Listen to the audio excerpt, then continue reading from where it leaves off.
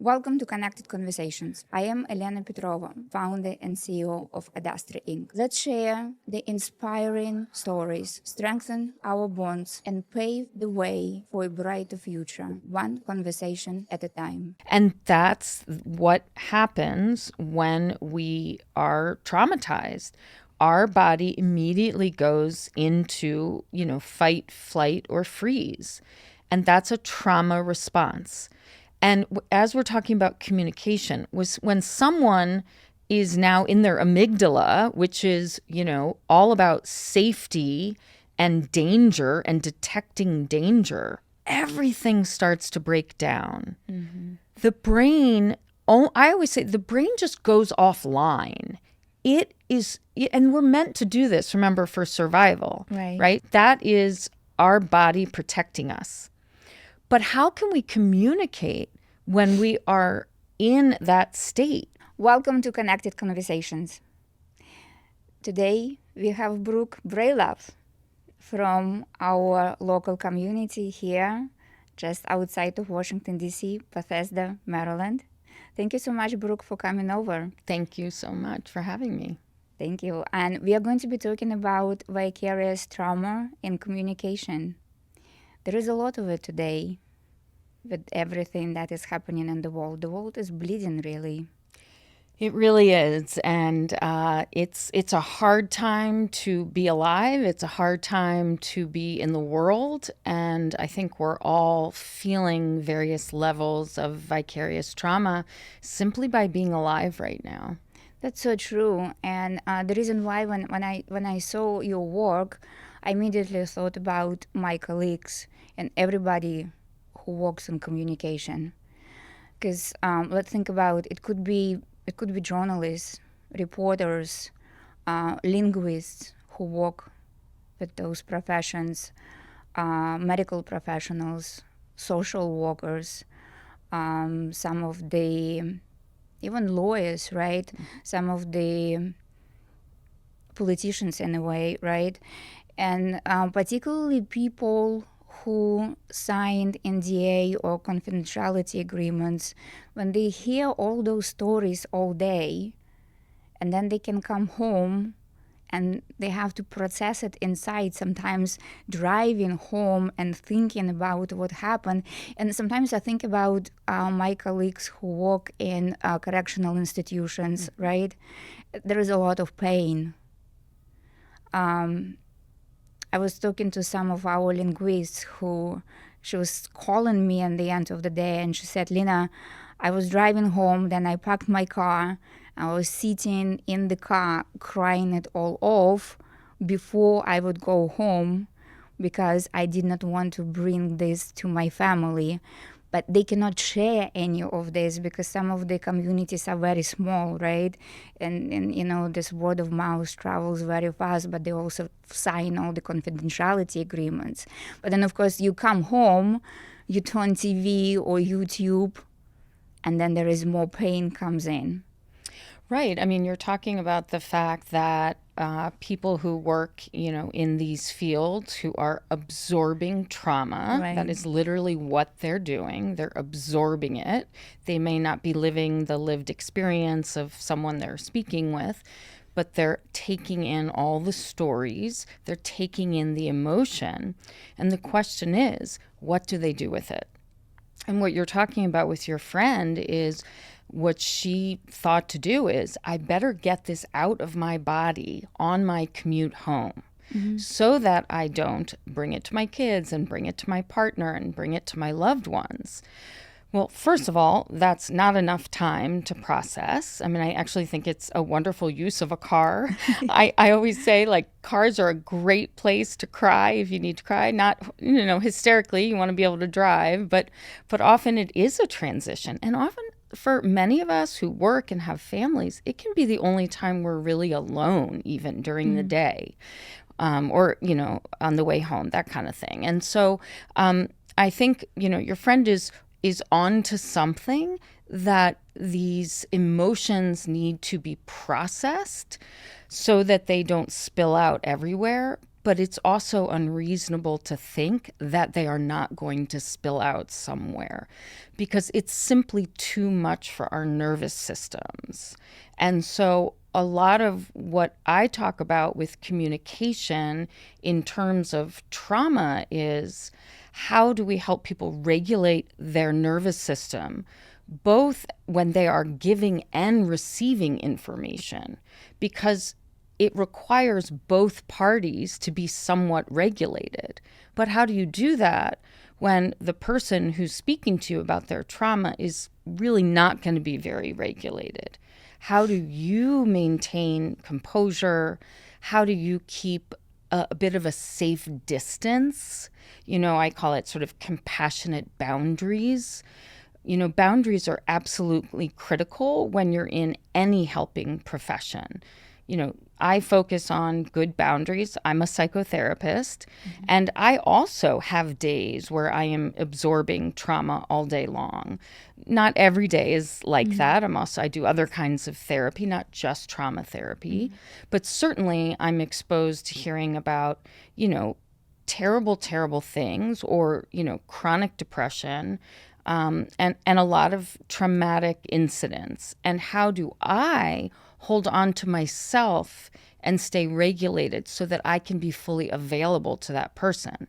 And so all the careers you're describing and all the areas, it's really not dissimilar to how we would help a therapist learn to cope with secondary trauma as well. So, for those of us who might not be familiar, what is vicarious trauma? How would you explain it in a simple language? Well, I think it's simply that you are not the primary victim or survivor of a specific trauma. The trauma is not happening directly to you, but you are either witnessing it, you're hearing about it, you're helping someone personally or professionally who is going through a trauma. You could be partnered with someone and experience vicarious trauma through them sharing and telling their story, over and over again. So it's really the trauma that is on like a secondary level. So it's often called, vicarious trauma, secondary trauma, but it can be equally debilitating and harmful. And especially if you yourself are not in a sort of mentally stable place. So if you are very susceptible to depression, anxiety, bouts of hopelessness or despair, you are more likely to have, that sort of valence inside of you where that trauma is probably going to kind of get a foot in and a hold on. And so people who are naturally empathic, empaths, people who are vulnerable themselves, people who have other traumas, so that when they hear about someone's trauma, it triggers their own memory of trauma, they are very susceptible. And again, vicarious trauma, secondary trauma, can cause depression, anxiety, relationship issues, communication issues, difficulty thinking, dissociation, sort of all the things, binging, purging, drug addiction, any of the addictions, because we're all looking for a way to cope. And what I often say is, we have to numb out at certain points. True. Honestly, if we didn't, I don't know how we would survive every moment of the day. So it can go positive, like you have to find the positive outlet, otherwise it will take you to some negative outlet. Exactly. So what I usually say is, having one piece of dark chocolate is a little numbing and kind of coping and soothing. Having an entire box is numbing and addiction. And so, of course, we don't know where that line is. That line is the individual would have to figure out where that line is. But we don't want to, sort of say that there's anything wrong with finding things that are soothing and a little bit numbing. I mean, I always say, what is reality TV there for? For me, it's for numbing. It's for checking out. And if I didn't do a little bit of that, now I don't do, 4 hours straight every night, but if I want to give myself 30 minutes after a particularly long day of working with trauma survivors, I'm going to do that and I'm not going to feel guilty about it. But again, that's a healthier way, certainly, than, sex addiction and shopping addiction. So we want to sort of steer our numbing needs, our needs for soothing in a more positive direction. So it's good to know. It's good to know your personality, right? And what is how do we recognize that? Because it's also there is stress and there is a burnout. So how the vicarious trauma is different, and what does it do to our nervous system or our brain differently to, again, stress or burnout? Well, it's not that dissimilar, but I would say it's often the extent. So vicarious trauma is probably going to set in a way that is kind of deeper, that might last longer. Stress, we really do think of as something that's caused from the outside, right? And so if that outside thing, if you've got a big deadline coming up, we usually talk about that as stressful. And when that deadline passes, the idea is that the stress would ease up, until the next deadline. But when we think about burnout, that is a little bit more permanent. And I can recognize burnout in myself when I begin to become apathetic. So as a psychotherapist, I better be, right? Very empathic. And when I know that I'm burned out or burning out is when I begin to feel a bit jaded about something, about a situation or a particular client, where I find myself being quite irritable. And again, that's just what I know about myself. Everyone has to figure it out for themselves. But irritability is a big one where, our tolerance for things. So if I might have a ton of tolerance for someone who reschedules all the time, when I'm burned out, my tolerance for that is much lower. And so I need to know, because self-care is the most important thing I can do for myself, to be in the helping profession, like a therapist, or really, again, any of the things you talked about in the medical profession, in the legal profession, translators, all of it. You are helping people. So that's when I need to take a little moment and figure out, where do I need to cut back? Do I need a day off? Do I need to go get a massage that weekend? But vicarious trauma, I would say, is much more severe than that. And so it's not that taking just a simple rest one day is probably going to be enough. That's where you do want to look at things like having your own therapist, or, having a community where you can talk about this. Now, of course, you talked about NDAs and confidentiality. No one is saying that you can't talk about specifics. You can't talk about people. But I do think having a community of people who understand what it's like to be able to say, I had an especially hard day today. I heard a story that's really was so hard for me to deal with, and it made me think about this from my own life. So where you're maybe using what happened to then talk more about, yourself and share. Sharing is critical. I am a huge proponent of therapy, obviously. I am in my own therapy and have been for many years, and it helps me do my job better because I have to get out of my own way to be fully available to someone else. And so you do have a responsibility to, work through the vicarious trauma that you might be feeling in order to keep showing up for that person. And if you don't, you're not going to be able to continue to do what you do. And that's why boundaries matter so much. People think boundaries are kind of mean or distancing. But what I love to think about is that boundaries are actually there to save relationships.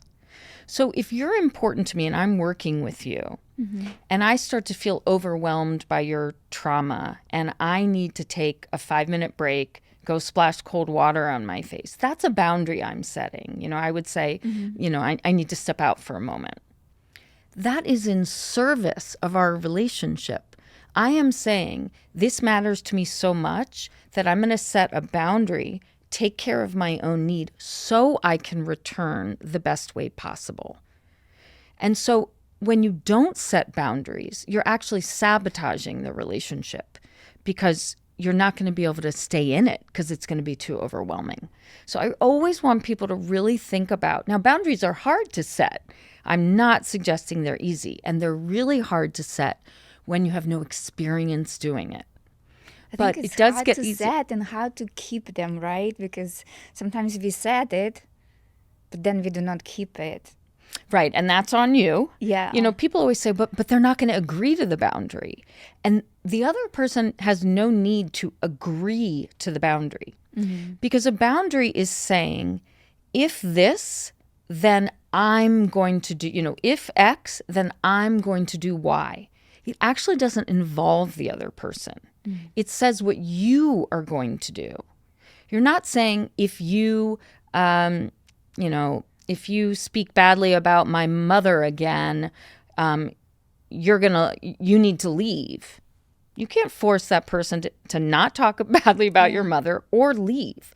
But what you can say is, if you speak badly about my mother again, I'm letting you know that I'm going to leave the room and not come back. Right. So that's a boundary. Now, whether you stick to your own boundary is on you, of course. And it's also communication, right? Because it's also how you communicate. That it doesn't have to be something aggressive.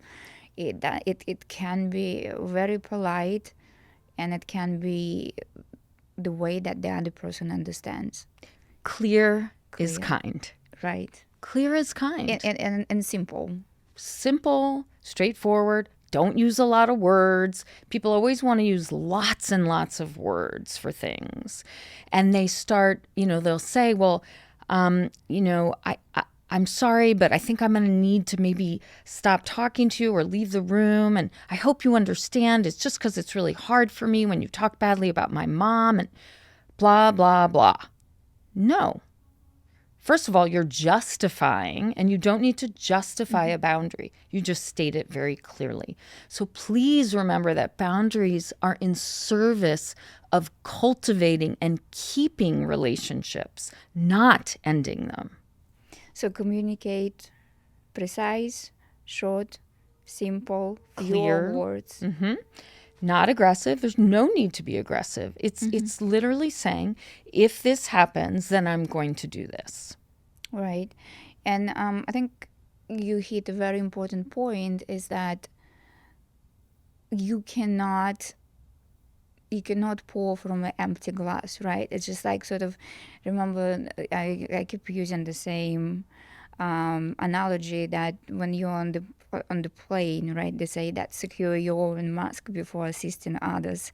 The same here. We can't help, again, vicarious trauma. You cannot help the community that you're serving until you're fully in a good shape. That's right. Yeah. Right. And, I think this is so important, right? Because we do use that example, of course, put your oxygen mask on first.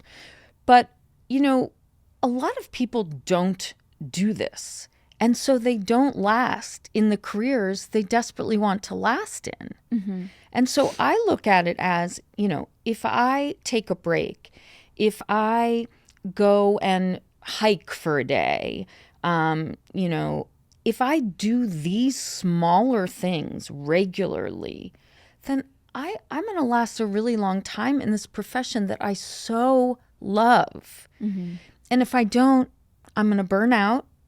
I'm going to not be able to sort of navigate trauma, navigate what I'm hearing, not take everything so personally. and I'm going to not like my job after a while, and then I'm going to leave. So again, you got to think about short term versus long term. Is it hard short term to say, I'm going to set a limit and I'm going to take a lunch hour today because I know I need to do that and focus on eating slowly and my nutrition and then taking a walk? Is that hard to do? Yes. When someone needs you, when a client or a patient calls and says, I have to see you, I mean, certainly if it's an emergency, I will do that. But if it's not an emergency, I will likely say, I'm sorry, I'm unavailable at that time. And a lot of people aren't willing to do that. I am, because I screwed it up a lot in the beginning of my career. I've done this for 22 years. I now know that eating my lunch and walking my dog at lunchtime is an absolute non-negotiable for me. It's so interesting. When I was younger, I was one of those people. I love my job. I love my job so much. And I remember when I was younger, I was just going until I crash. And when I crash so bad, it would be like 2 or 3 days until I recover. And I was mentally and physically sick. And then I would come back and then again, like go until I crash again. And now just you think that by this age, I'm just finally learning that it feels good, doesn't it? You need to go to bed because you know if you do not sleep, you do not eat, you will not perform, and then you're going to stop just hating everybody around you. Yes. You will hate people. That's that irritability. Who do not respond to you in the way that you would expect them. Yeah, your fuse is so short usually. Right. And it goes back to communication because guess what? I communicate this way, but they communicate their own way, and we have to meet somewhere where it works for both of us. Yeah. And that, I mean, that's a skill, and that differs between every two humans that ever interact. So we're constantly trying to figure out other people's communication style.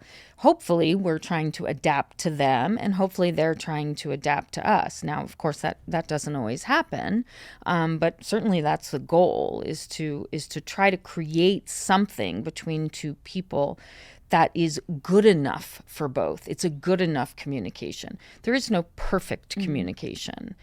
It's not possible. We're different humans. We process things differently. And even if you think you're understood perfectly, it's not like we can prove that. Right, because everybody's living in their own world with their own background. And I think today, do you think that today, provided everything that is happening in the world, vicarious trauma becomes even more relevant?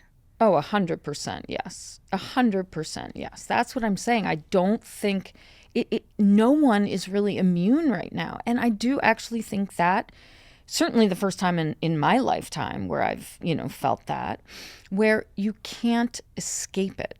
Mm-hmm. And yes, you could get off your phone, you could get off your TV, you could, not talk to anyone, I guess. That's the whole point. I try. I mean,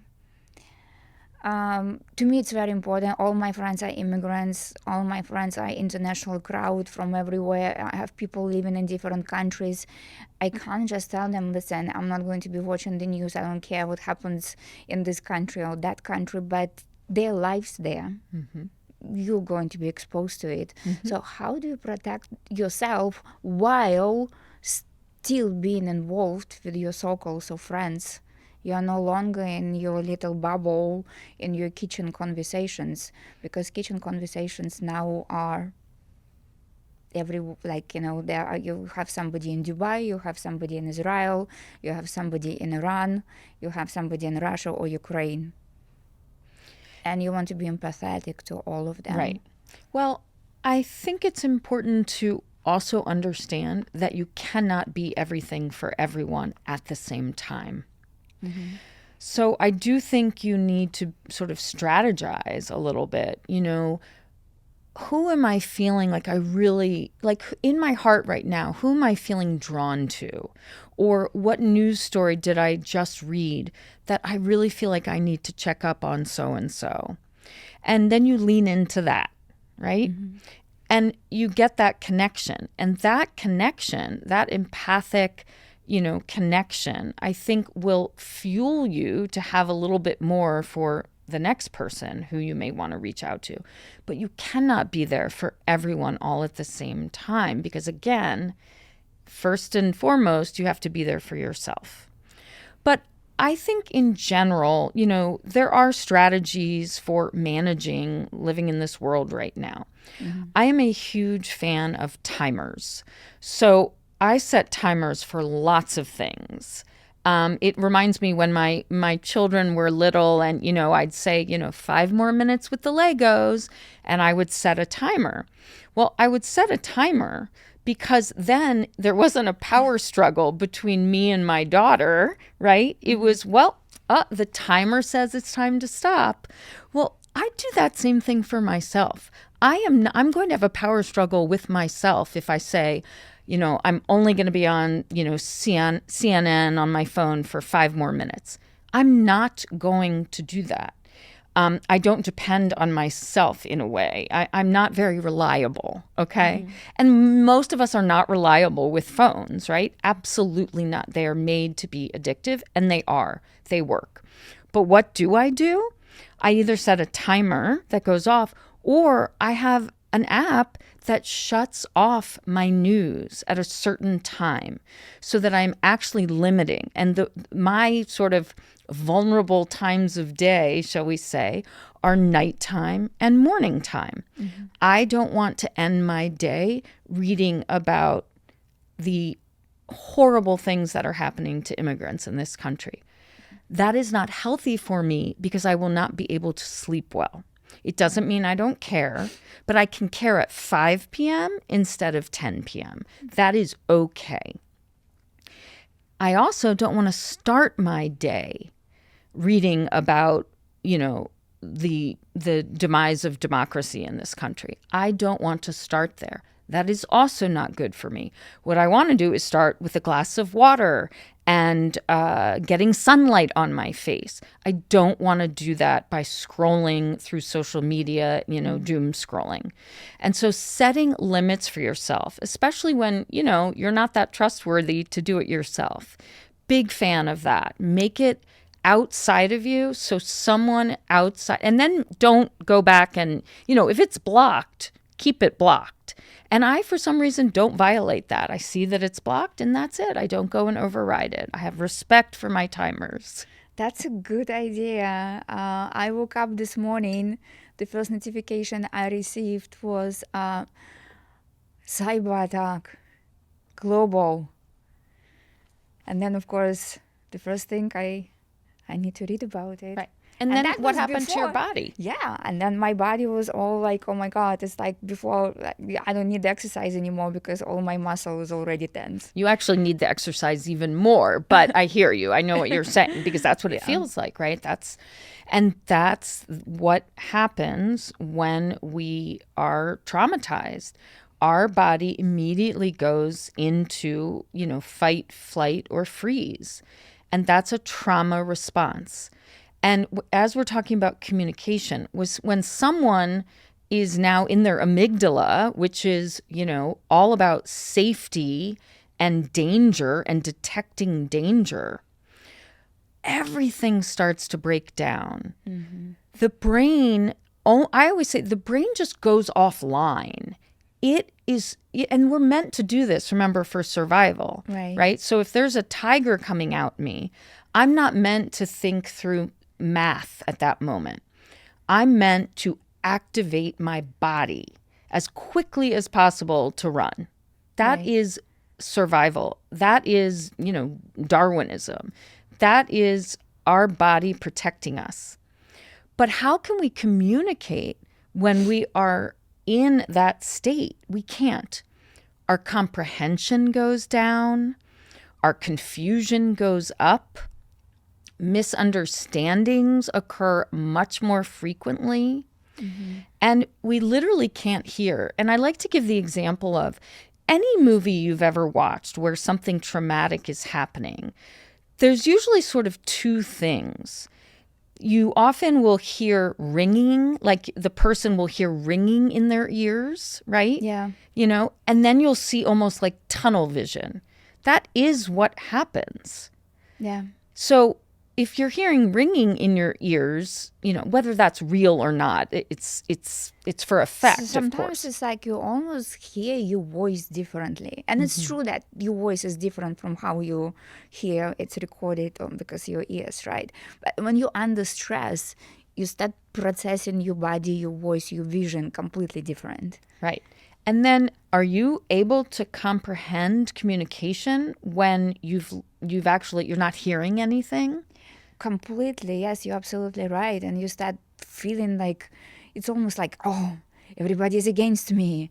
I cannot, like you look at financial I'm a business owner, right? You look at the financial statements and you start, I don't know, the level of anxiety, stress is so high, and Right. And then you like didn't hear anything that was just said to you because, precisely, yeah, yeah. And that I learned it by now. I learned that like when you start seeing that, it's okay, time to calm down. right. And when you calm down, you start seeing solutions. Yes. But you do not see any solutions at that point. Right. Because your brain is offline. And Right. so, how do we get our brain back online so that we can improve communication in a lot of these settings, right? Whether you're a therapist, a lawyer, a doctor, whatever. So, the the there are several ways to do that. And it's often having to do with the vagus nerve. I'm not sure how much you know about the vagus I've nerve. been reading about this. There is so much that is being right now talked about it. Tell me about Yes. it. So I'm not a super expert, but I will do my best. So the vagus nerve is a nerve that runs from your neck all the way down to I think your pubic bone, and it's called the wandering nerve. And it is responsible for moving between parasympathetic and sympathetic, your nervous systems, okay? And when you are in fight, flight, or freeze, that activates your sympathetic nervous system. Your parasympathetic nervous system is rest and digest. That is what we need to come back online so that you get out of fight, flight, or freeze. So how do we do that? How do we stimulate the vagus nerve? So there are many different ways. And honestly, you can just go on YouTube and, type in vagus nerve exercises, and all these cool people are doing these cool exercises. I have a few favorites. There are a few that you can do where you tilt your head to one side, and then you look up to like I'm tilting my head to the right, and you look up all the way to the left, and you hold that until there's either a natural sigh, a yawn, and sometimes when you're learning, it will take a little while. Now, when I do it, I usually have a sigh within 30 seconds. That's a signal that I'm back into rest and digest. I'm back into sort of my vagus nerve has come back online. Lots of other ways that are really important. Temperature change. Go, stick your head in an ice bucket, splash cold water on your face, put ice cubes on the inside of your wrists, any sort of temperature change. I once had the experience, I decided to try this out several years ago. I was like, this whole cold shower thing, I don't really know. I was so angry about something. I have no idea what it was, but I remember I was pissed. And I happened to need a shower, I was getting ready for the day. And so I decided to end the shower with like 3 minutes of very cold water, which is torture, by the way, but you get better at it. I came out of that shower and was in the best mood. And it was finally the time that I really proved to myself that this temperature thing is a thing and it works. Okay. But there are lots of other ways. Does it have to be cold, or It does can have be to, no, hot? it does have to be cold Okay. usually. Yeah. Interesting. Now, a hot shower is lovely and relaxing, and you may decide that's what you want. It's not that that's not useful, but in terms of a vagus nerve reset, you do need to have it cold. Interesting. Yeah. Okay.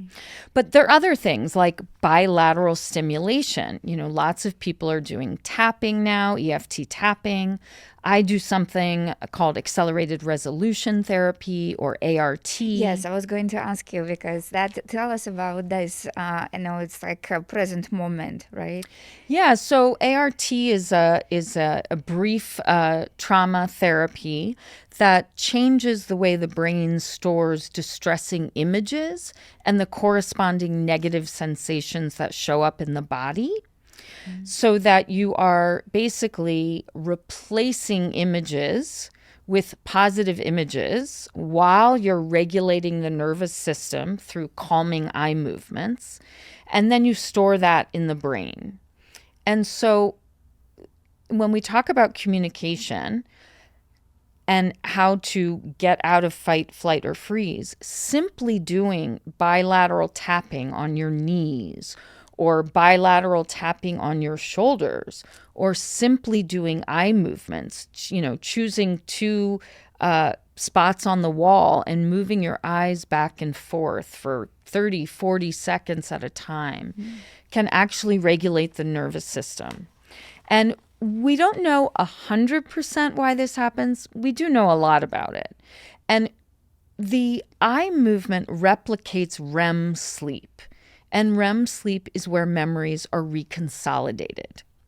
And so what we do is we get the right and left brain talking to each other and reconsolidating those memories while we're awake, while we're present, so that when we voluntarily change images, then we store those. So we're basically taking control of memory reconsolidation. So we can have the same memory that at some point was painful, something that you went through, and you come to the present moment and you sort of relieve this, but you take the pain away. That's exactly right. So in ART, we say keep the knowledge, lose the pain. I'll give you an example because I think it can be a little bit hard to understand. So let's say there is a reporter, and the reporter has been in a war zone for a year and a half, and they come home and they absolutely have, trauma. And they can't get the images of the war out of their mind. And that's manifesting with flashbacks. They jump easily, they can get scared easily. They are paranoid when they're walking around. Loud noises bother them, things like that, right? It's showing up in the present. We might bring them in for an ART session, and we would have them simply imagine and think about and see in their mind those distressing images. We pair those with calming eye movements, and their negative sensations start to become less negative and more neutral.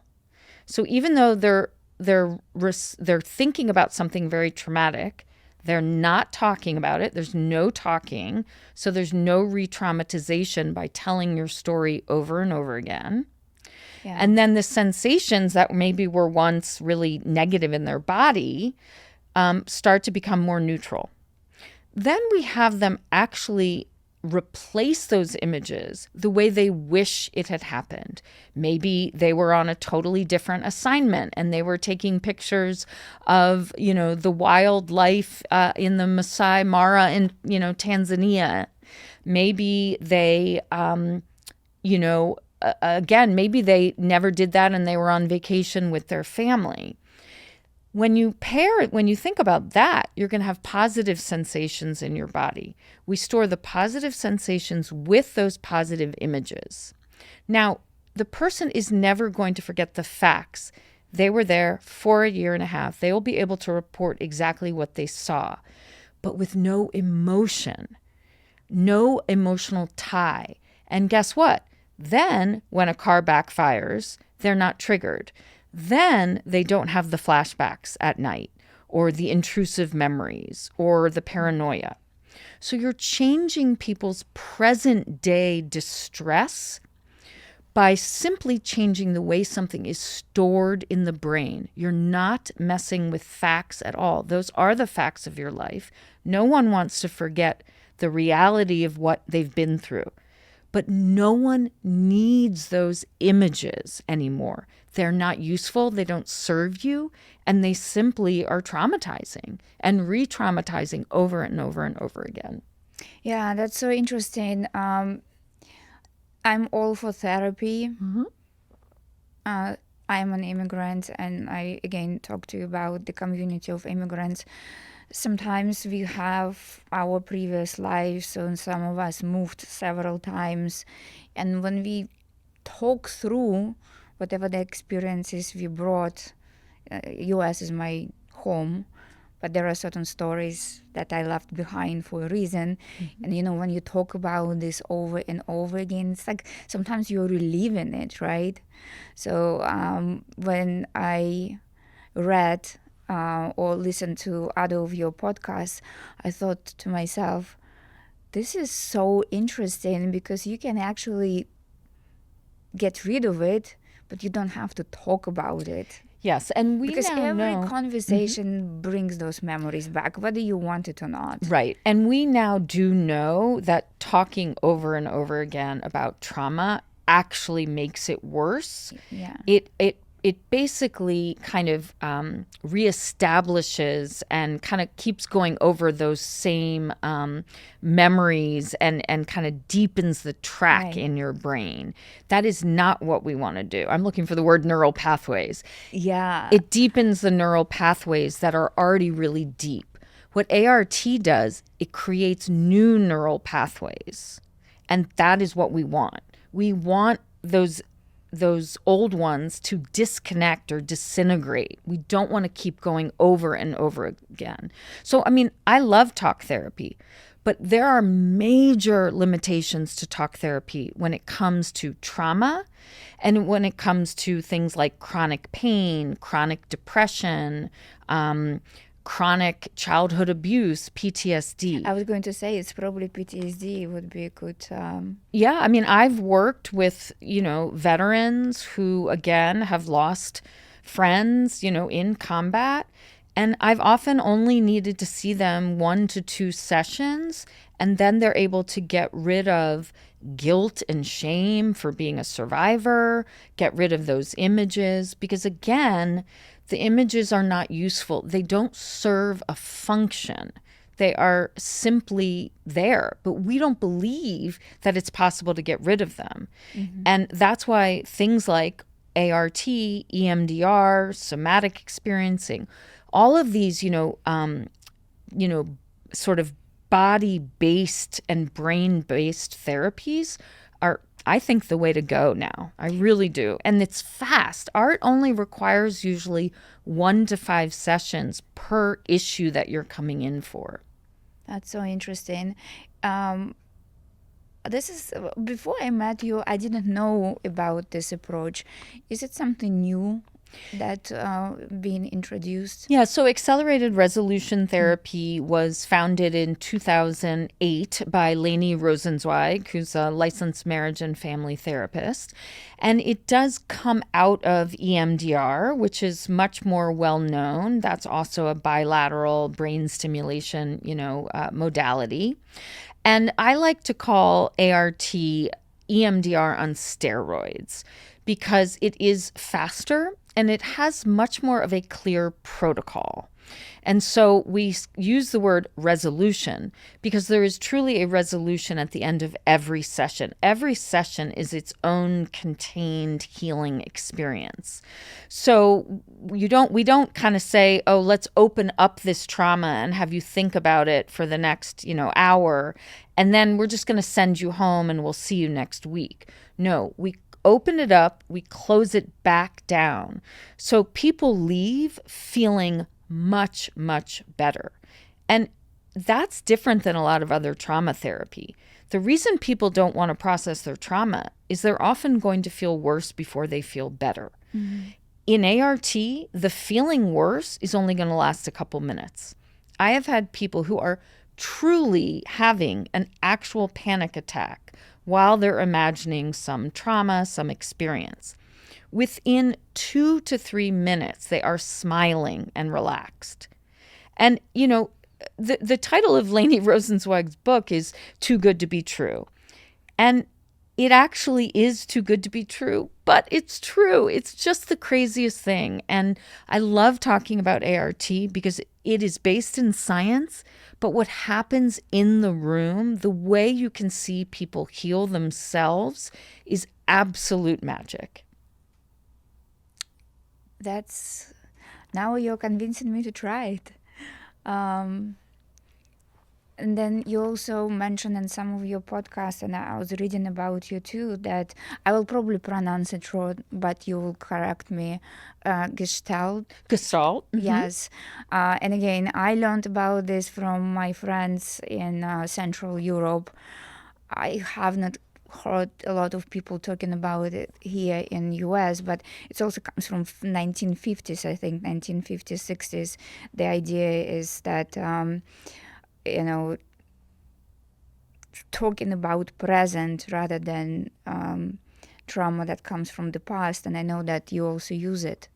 Yes. So Gestalt is a wonderful modality that we use in ART. Mm-hmm. And we'll often use it. So I'll give you an example. So if I'm helping someone process attachment issues with their parent, maybe their parent was, absent all the time and they had to be alone in the house, and they were lonely and scared and they really missed their parent.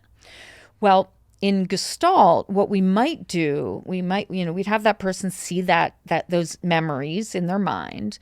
And then when they chose to replace those images, we might actually have the person go back into that scene as an adult and talk to their child self to say, this isn't your fault that mom's not home.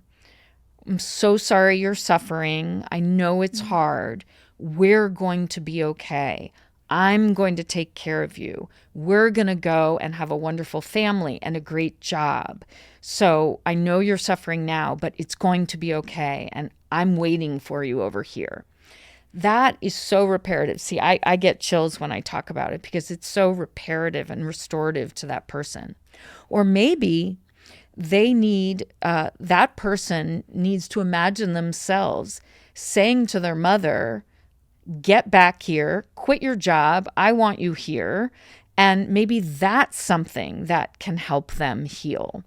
But or maybe they needed their father to come in and say, I'm going to stay home. You're right. Mom's working too much.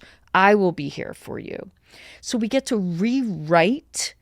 It's not that we're rewriting history. Again, it's you didn't have a different mother, but we're storing that positive experience both in your mind and in your body. And the brain doesn't care whether it's real or not. That's what visualization is. If you imagine yourself winning a gold medal and you keep imagining that and you store that in your brain over and over again, the brain thinks it's real, not the facts, but it begins to believe it. So it's sort of like what you think you become. Exactly. That's exactly so basically, right. Yeah. And I can imagine how, and again, a lot of our listeners, it's international crowd, or people who work with international crowd communication, right? It's facilitating communication. That's just we mentioned in the beginning of the conversation, vicarious trauma. It's when all those conversations that we walk around might trigger things from our past, and all those therapy techniques that you're talking about become so relevant because it all goes back, and how we with those techniques can replace those negative emotions and pain with either go neutral or maybe even turn it into positive. That's exactly right. Thank you so much. You are giving us hope, Brooke. You're giving us hope. I'm glad. In this very dark world that we are today. If there is something that, in your opinion, for our listeners, that I'm sure, like me right now, we can breathe and continue moving forward. If there is one or two techniques that you would recommend that we can just, today is Friday, our conversation is happening on Friday, maybe over the weekend we can listen to the podcast and then start implementing on Monday. What would you recommend? Well, I would say that we all need a little extra help in managing just the day to day of our world right now.